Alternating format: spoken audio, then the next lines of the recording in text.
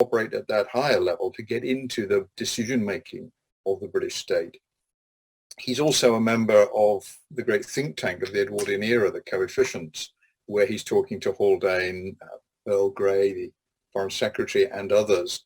So he's mixing in the very place where those decisions will be made in a country where the civilians will always have the final say. And the problem he identifies, and it came out, I thought, very, very well in the lecture, is that the civilians don't have either the skill set or the linguistic ability to have that debate with the military.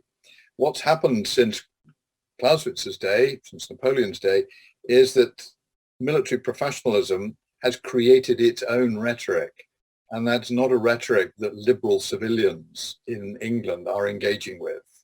They may be in other countries, but when we get to the outbreak of the First World War, the Liberal cabinet literally has no idea how soldiers think, and they have no real idea what strategy should be. They have abdicated that responsibility through a very long period of peace.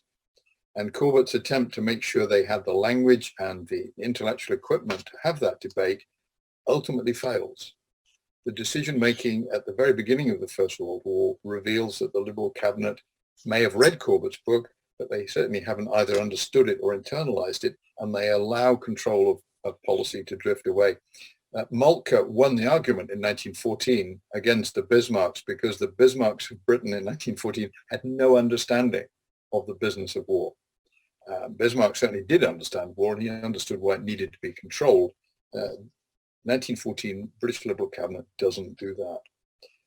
I was very struck reading Corbett's diary that he doesn't make much of this failure of decision making, but he's going to spend the rest of his life trying to explain what went wrong, how British strategy was misdirected in the First World War, and how it should have been conducted.